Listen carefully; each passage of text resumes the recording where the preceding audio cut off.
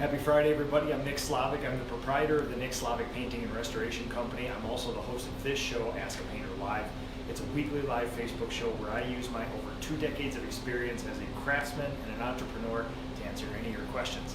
This is a place, any question, any topic about the business, coatings, tools, processes, supplies, anything you want, this is the place for it. If I don't have the answers, there's people here, like Michael Crane, a good friend of mine who just popped up in the feed watching. Guys like him have the answers too. So for homeowners, for DIYers, for pros, for anybody else in between, anything you've ever wanted to know about this industry, painting, decorating, etc., this is the place for it here. Today, 3 quick things we're going to hit. It's a fun Friday. It's an exciting Friday. We're going to talk about possibly one of the most interesting painter events to come up during the year. More on that later. Also, I'm going to walk you through one of my racking systems that I use for full-size doors, and we're going to have the contractor question of the week from the PCA. Now, as many of you guys have probably seen over the last couple of weeks, Facebook has gone away with the dual live setting, and I cannot bring our friend Chris Shank up here anymore, but Chris Shank is watching, and he gives me a question of the week each week, and this week is a very, very deep question. It's a very tough question, but I actually have a really good solution for it. This is, how do you keep busy in the winter? And we're going to focus, well, you know, maybe we should do the contractor question of the week first here.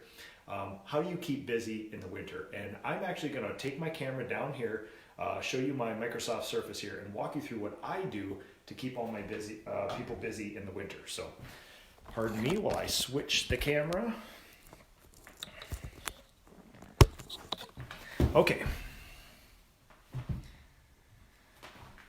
All right, so big overarching goal of winter work. So we have about the most pronounced winter, you know, minus my friend up in Travis up in Alaska, things like that, who has a very short winter. In Minnesota, we basically have 6 months inside, 6 months outside. So your choices are, you either fire up your exterior operations, go for 6, maybe 7 months if you can push it, and then shut down, go ice fishing, hang out, ideate, do whatever you do during the winter, and then pick it up next year. Or what you do is you put the pedal down and you do 6 months, 7 months of interior work too. I've decided that we're going to do that. And in the past, what I've noticed is that, you know, there's all sorts of methods of marketing. That's basically what we're going to talk about today. And, oh, Bill, how's it going, man? So for smaller companies, 1 to 3, 1 to 5 people, you should be able to survive sort of on word of mouth, maybe a little bit of Facebook posting, this and that. That should drive enough work for you to get somewhere between $100,000 and $500,000. Once you start hitting $500,000 or about 5 painters, you're going to have to start generating work. And basically what I found that works is some sneaky things and some not so sneaky things. So I did an entire year of experiments last year over the winter. I tracked all the data, and I basically said, based on this data, I'm going to do what works. So this is what I did. Google AdWords was very expensive and did not yield that many results. I have a feeling that, to me, it seems like a tiered thing, where if you put some money towards Google AdWords, like enough to make it painful, you will get some results. I think to get the real results from Google AdWords, you need to spend all the money and be in the first 1 to 3 listings up there. And after that, I think it's probably a waterfall of results. I'm not willing to do that. It's a lot of money, and it's something that constantly changes too, so you got to stay on top of that. What worked yesterday doesn't work today. I also did some email marketing, which I did not have a great result from. I actually sent it out to maybe, I have a client list of a few thousand people. I sent it out to maybe a test of like 200 to 300, and a surprising amount of those people kicked it back as spam and unsubscribed. Even though when I sent out an email, it was basically just like, hey, thanks for your trust in the past. I really appreciate doing work. If there's anything I can help out in the future, let me know. You know, I did not go out there and say, hey, quick, get your estimate, do that. I did a very, very just, you know, hey, thank you for your trust in the past. And maybe 2/3 of the people unsubscribed or reported it as spam. And I got very self-conscious about that. Maybe that's normal. Maybe that was a good result. Maybe it's a horrible result. I don't know. But enough people did that where I got a little self-conscious and said, maybe this isn't the way to go, especially with past clients. If they're unsubscribing, that's one thing.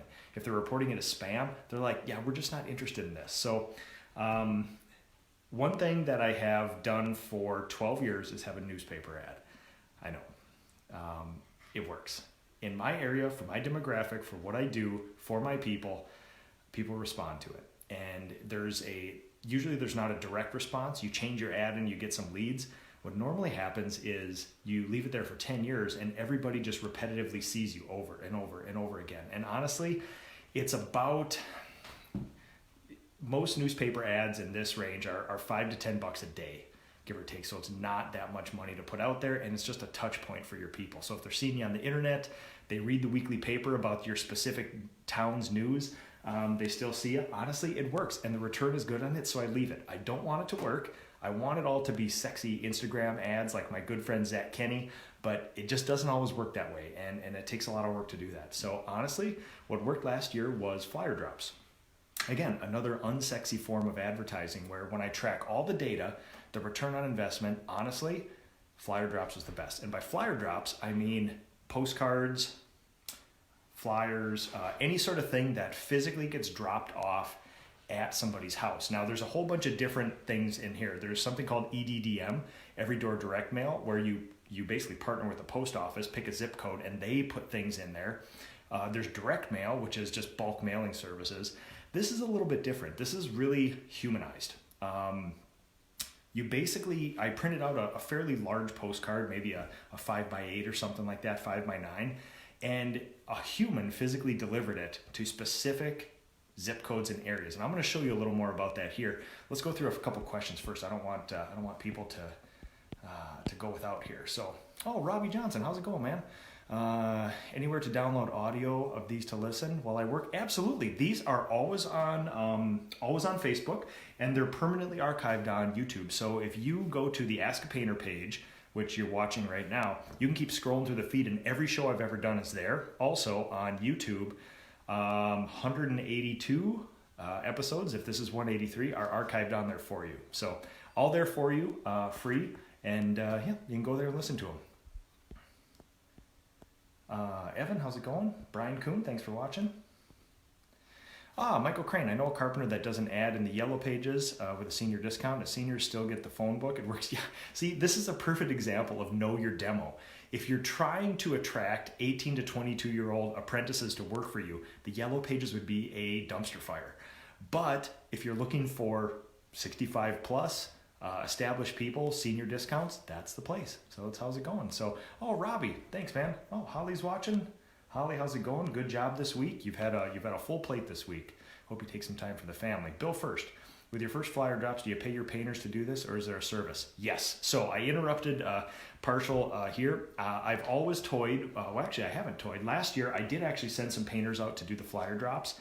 But painters do what all other people do, which is, we're not going to go to those estates with acreage and they're far away. We're going to go to townhomes because they're really close and we can distribute a lot of flyers, even though you maybe told them to stay away from those, or maybe not so much there. They'll do that. So I'm going to show you. I partnered with somebody local here, and I will not give the name out because it's a very local company. If you guys want to partner with somebody like this, I can show you kind of the ins and outs. Otherwise, you can email me, nick@nickslavic.com, and we can always talk more about the specifics. It's not that I don't want to promote the company. It's that it's a very specific company to this area. So the company basically prints out my ads. They give them to people, and a human goes around and puts them out there. Now, what's interesting is that they actually wear GoPros and things, and they track them by GPS, and I can actually watch them, videos of them, distributing flyers to homes. And this is what I get in return for verification. So this is Minneapolis, St. Paul right here. I'll see if we can. Oh, look at that zoom. All right. So you have Minneapolis, St. Paul right up here. I live right down here, not that far away, 45 minutes, give or take. This is what's called the Southwest Metro. This is where all the activity and building, remodeling, expansion, everything else is happening basically in the entire state of Minnesota. So I focus my stuff there, and it's strategic. It's a hop, skip, and a jump right here for me. Almost back roads. There's almost never any traffic, and this is where all the building stuff is. Very fortunate. So what I did was I tiered it out, starting in another big thing I can tell you about prepping for winter is you must start in August and September to fill a winter. You cannot wait until November, December. So what I started in is Sales were still going good in August, so I waited till September. And September, you can see the little thing that highlighted there. September, we did an experiment. And we went right into this little area here. I specified what kind of houses, what kind of neighborhoods I wanted to be in. We were looking for a very specific thing, and we had people drop flyers there. And GPS will track them and tell you. And let's see here. So that was the first experiment. And then based on that experiment, things went really well. We went to the next one, which was a big drop. We said, good, things are going good, drop some more. So what I strategically did was start dropping flyers closer to my house and tiering it so that when the leads would come in, they would be grouped in certain areas and they were closer to my house. I did not start all the way up here, 40, 50 minutes away with those things. I wanted to make sure we had a proof of concept. So you can see we peppered these areas down here with them. And then we progressively worked north. So these are areas of, oh, sorry, that's a big aggregate one. But you can see we started moving north like that.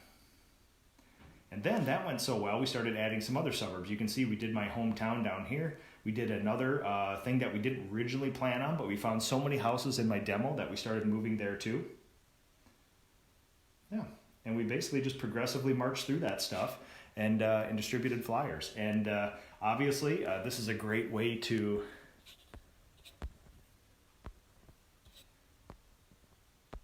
pull that back out there. So this is a great way to do it a metered approach. Now, what I will tell you that is I'm still collecting data on this and I'm still calculating a good ROI. And the problem with ROI or return on investment with something like this is you drop 25,000 flyers and you get some calls immediately and you get some more calls the next week and some more calls the next week. And then you get one call a week basically for the rest of the year as they drab in or they've put your postcard on their refrigerator, and then sometimes a year or two later they still have it there and they call you. So it's very difficult to calculate a perfect, pure, clean, direct ROI, but you can certainly gather the data. You can say, well, what do we know?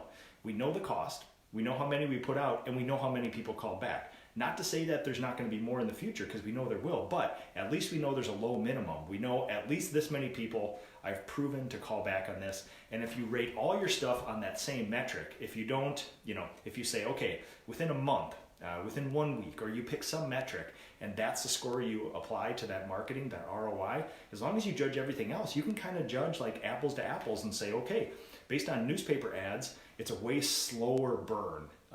It may take years and years before somebody calls you. With a flyer drop, you may get some immediately the same day.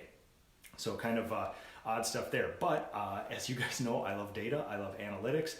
This company is awesome with that because they're big on it too, and they're big on sort of verification and things like that. And I always operate on a trust but verify system, which is I trust you, but I'm also going to verify that you're doing what you're doing, and that keeps everybody honest. So honestly, I had a couple big goals this year. Proof profitability was number one.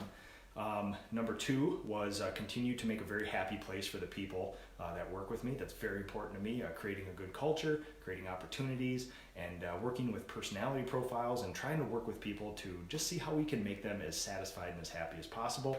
And number three, I really wanted to solve the winter doldrums sort of thing, which is, you get to this time of the year and in years past, work just dries up. As much as the normal sort of things that I used to do produced work, maybe they didn't produce a lot of work this year. You started piecing together small jobs, and it gets very inefficient at this time of the year. But with this system now, yes, it's very costly to do, but you also create a ton of the work that you need, and it's very important. We basically filled, going into this time of the year, I normally have somewhere between maybe let's just say 4 weeks worth of work for my entire company. At this point where we stand right now, we have about 4 months of work on the books, and it's all to this. We actually, in November, we actually paused this. We had another 2 months of this planned ahead of us. We're so overwhelmed and inundated with leads and confirmed projects that I actually paused it. So maybe this is anecdotal, maybe it's a one-off, maybe it's a fluke, maybe it's luck.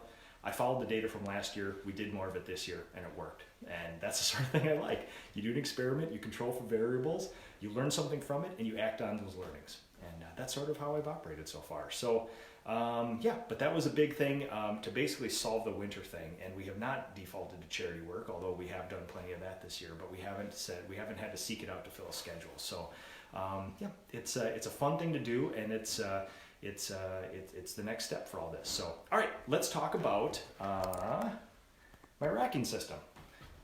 I got a lot of people asking. I'll kind of show you guys first what we're talking about. So one of the things that we do for doors is this sort of thing. I like to be very efficient and clean with the work, and when time allows, we do racking systems like this to not only keep the doors dust free, make sure that they're not coming into contact with a lot of substrates around there, and you want it to take up less space, because there's some projects where you got 30 or 40 doors and you have to be very, very efficient with them, otherwise you take up the entire house. So I like a system like this where you have a set of sawhorses in the spray room where you lay these things down and then you come in here and you stack them, and I'll kind of show you what I'm talking about here. So this is basically what we have here. These are floating shelf brackets that I got from Amazon. There are beautiful, beautiful thick metal systems for this that cost thousands and thousands of dollars that you do this stuff with. They have racking systems and everything else. I love those things.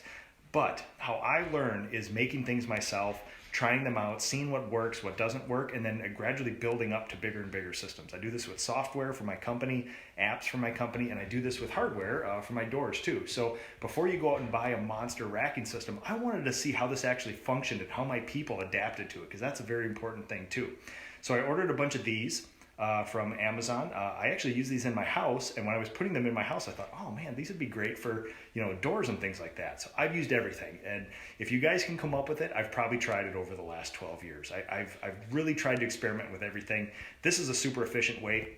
We basically put 2 on each end here. So there's 2 of these on this end, 2 of those on the other end, and these are super handy because, you can lay these doors flat.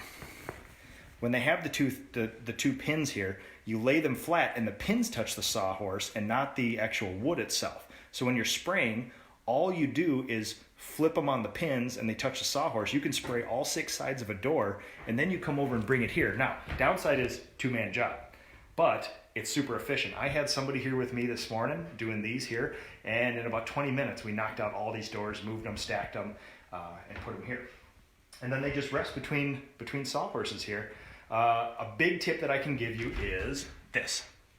Get a fan blowing through these things, because deep in the middle here, in the center of those doors like that, if you don't get air moving in here, that'll stay wet for a day. It traps all the moisture in there.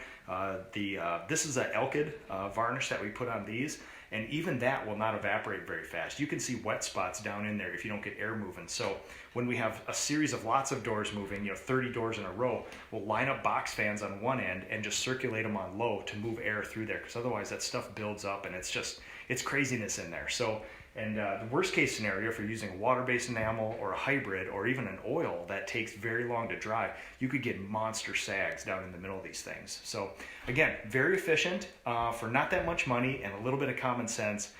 This is easy to do. You got to have lots of sawhorses. You got to have lots of wood. You got to logistically plan out your job site, because this is one of those things where you have to have a staging area where the doors are being ready to spray.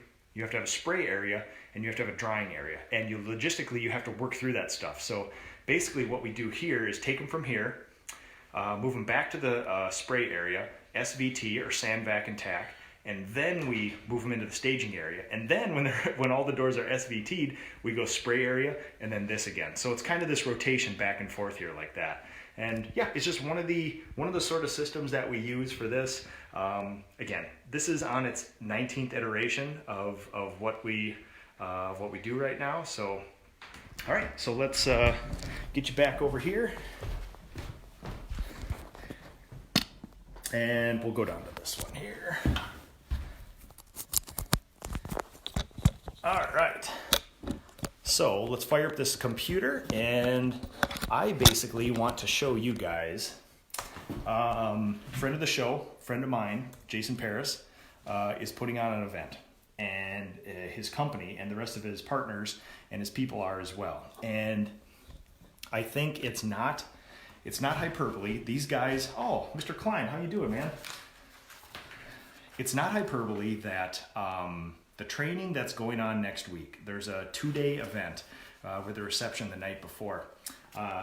It's basically called PBN Partners. It's Jason Paris and the fellow people that he does business with. And they're basically going to open up their books and show you exactly how they scaled from, when it was just Jason painting alone to, $4 to $5 million worth of business. And they did it to a point where the business is a passive asset. And a passive asset is Jason is not a painter. He's not a salesman. He's not an estimator. He's not a production guy. He's not even an admin anymore. He is a shareholder. He owns shares in this business, and he hired a president and a visionary for the business. And the business, it doesn't run itself, but it's as close as you can get to running itself. And there's other people involved that do everything in it. And he is as close to a passive asset as you can possibly get. So what's interesting about this is he's really good at this stuff. And the rest of the people that he surrounds him with, he is one of the best team builders that I have ever met in my life. He has the ability to seek out, sniff out talent, good people, bring them in, and then win with a common goal with them. So very unique. And the cool thing about this is they're opening up their business and showing exactly how they do it for 2 days next week. So I'll be there with my production manager. We'll be sitting in on that stuff because I certainly wouldn't miss something like that. So basically, this is it. If you guys want to learn more about this stuff, like I said, they gave me a preview of what they're going to be doing, and this could be some of the most useful, tactical, practical information in our entire industry. It's going to be dense, but it's going to be good, and I'm excited for it, seriously. So pbnpartners.com if you're interested. You can register for the next event on there. A little bit of Jason's story. One of the really cool things is, there's it's hard to explain it, but there's a free ebook on this thing, and I downloaded it and I read it, and it's an amazing thing. It basically tells Jason's story, and then it basically lays out how to do this stuff, but in a very condensed form. It's an insanely good overview of Jason's philosophy, this sort of thing, all his partners' philosophy. And basically they call it the paint by numbers thing. And it's a very simple thing. Have metrics, do experiments, track your data, and do more of it. So it's based on some numbers like this, which is 50% of your bids you should get, 40% contribution margin, which means after materials are paid for, after your labor is paid for, you should have about a 40% contribution margin. And they aim for a 20% profit margin, which is much higher than the industry average and much higher than most people ever do in this industry. And they want to grow to at least $2 million to be a stabilized passive asset. So the goal of all this stuff is a game plan on, I'm a painter, I maybe have some people, this is hard, we keep adding to it, but it gets harder and harder and harder. Will it ever get easier? Jason basically tells you how to make it easier. So on here, stabilize, restore the capacity in your life, and down here, link to the event. So I will be there next week. There will probably be an Ask a Painter live from the event. There's already painters getting a hold of me that are flying in from around the country to be here in my neck of the woods here, and it's going to be an awesome week. So look forward to a lot of social media, a lot of that stuff going on. And if any of you guys know Jason, you know that what he does is good. He practices, he puts a lot of thought into it, he attracts good people, and he executes. And the guy never disappoints. So I look forward to that. pbnpartners.com, paint by numbers, PBN events, that sort of thing. Look for it. And if you got any other questions about it, you can certainly get a hold of Jason Paris through any of the social media stuff, or you can get a hold of me too, and I can direct you in the right way. So, all right, let's see if we got any other questions here. Oh, thanks everybody for watching too. I really appreciate it. All right, guys. Well, thanks for everybody watching. I really do appreciate this. Everybody have a good day. I appreciate you guys all watching this. Like the show, share the show, and let's get some more like-minded people on here. And if you guys ever have a topic suggestion or a question you need, either type it in down below, send it to me on message, or you can always email me, nick@nickslavic.com, and I'm basically an open book. So everybody, have a good weekend. Thanks so much for this, and I'd love your feedback on the racking system, the numbers, and the marketing for the winter. We'll talk to you later.